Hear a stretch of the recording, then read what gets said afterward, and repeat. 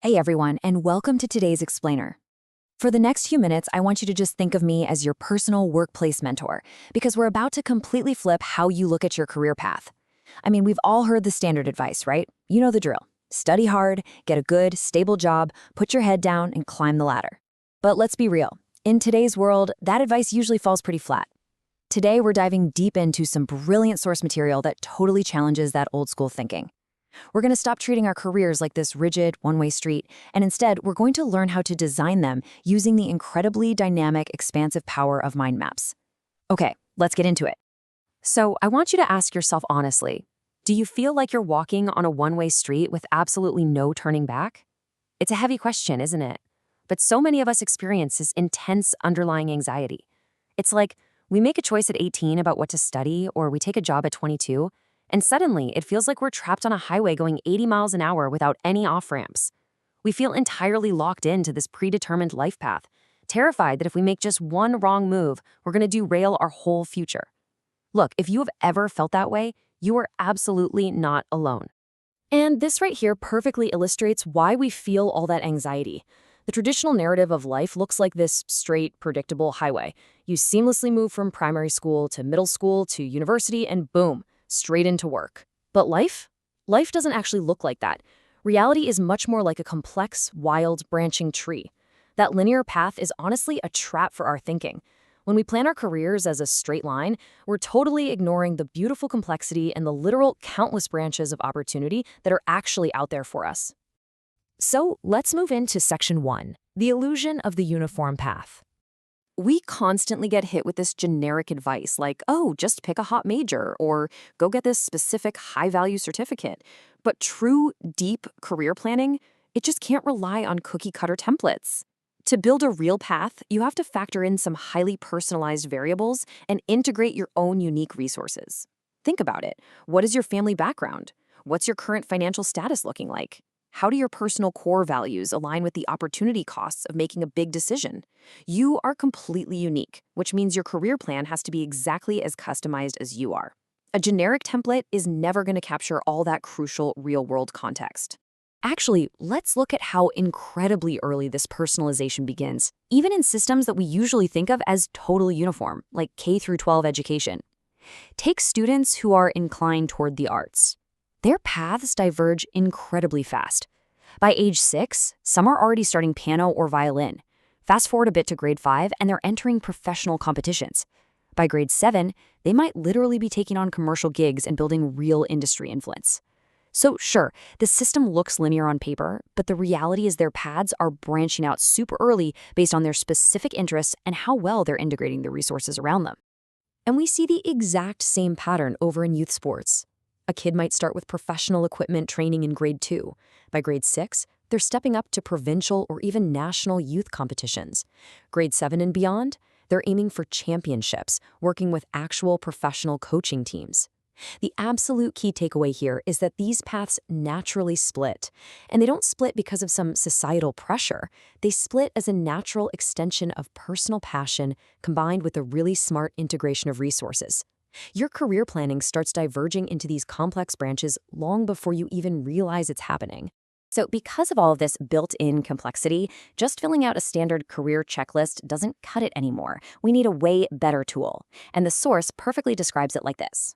Mind mapping pulls the dots of your scattered ideas into lines, expands them into webs, and materializes complex plans into clear pathways. This is literally the ultimate visual engine for your career. It takes all those complex personal variables we just talked about, your money, your skills, your background, and weaves the whole shebang into a cohesive, visible strategy that actually makes sense for you personally.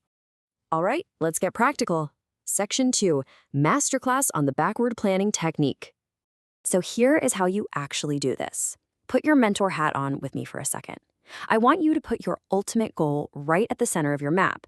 Let's say, for example, it's becoming a tech entrepreneur. From there, you're going to radiate outward with broad branches. These are the major areas you absolutely need to master. For a tech entrepreneur, that's probably a STEM major, market acumen, management skills, and maybe financing knowledge. Then the magic happens. You reverse engineer those broad branches down into highly specific, actionable nodes. You ask yourself, when exactly do I need to learn Python? At what specific stage should I go work at a startup to get experience? Do I actually need an MBA to pull this off? You see what we're doing? You're taking this massive, intimidating goal and breaking it down into a clear, time-based development map.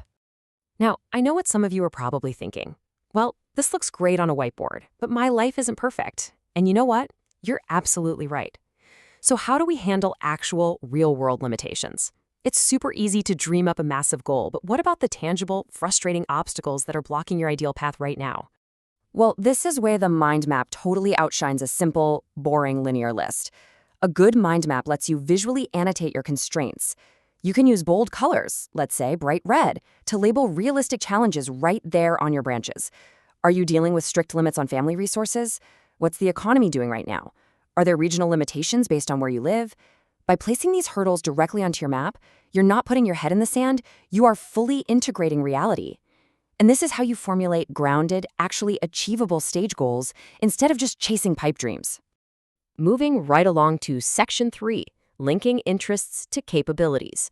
Let's map out a real passion to show exactly how this branching works in practice. Say your absolute core interest is writing. If you're stuck in that linear thinking, you might just shrug and say, okay, I guess I'll be an author. But mapping shows us that writing can branch out into incredible, varied paths in consulting, media, or even education.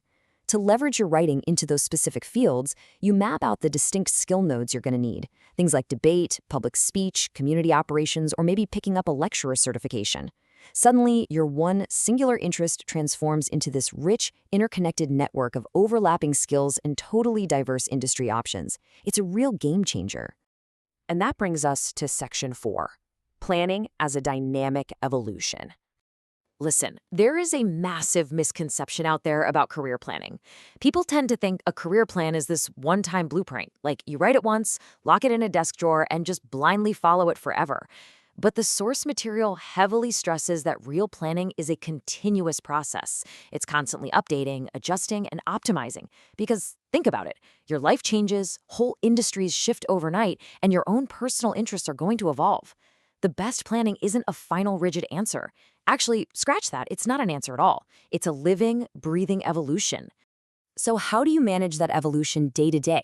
You have to develop the habits of a true career architect. First off, do not rush for the ultimate answer, because it honestly doesn't exist yet. Second, make it a habit to constantly ask yourself questions. Third, actively map out what you already know for sure, like the skills and resources you currently have in your pocket. And finally, use that map to shine a light on the blind spots you still need to explore. Your mind map isn't the finish line. It's an active, daily tool for continuous self-discovery. I think this quote serves as the absolute perfect summary for our mentor session today. Career planning is not about setting a grand goal immediately, but using a systemic method to connect all your knowns with what is yet to be explored. Just remember this, the whole point of this exercise is to catalog your cognitive assets. You are literally building a personal map of your own capabilities and resources. You're not following someone else's generic, tired script. You are connecting the dots of your own unique potential. Which leaves us with one final, pretty exciting thought. Your career is not some single, predetermined highway dictated to you by society. It's a dynamic, complex, beautiful branching tree, and you are the one who gets to design it. So, if your career is a multiple-choice question, what is the very first option you're going to write down today? I challenge you to grab a piece of paper, start drawing your own mind map right now, and take real ownership of your future. Thank you so much for joining me on this explainer, and honestly, I can't wait to see the paths you build.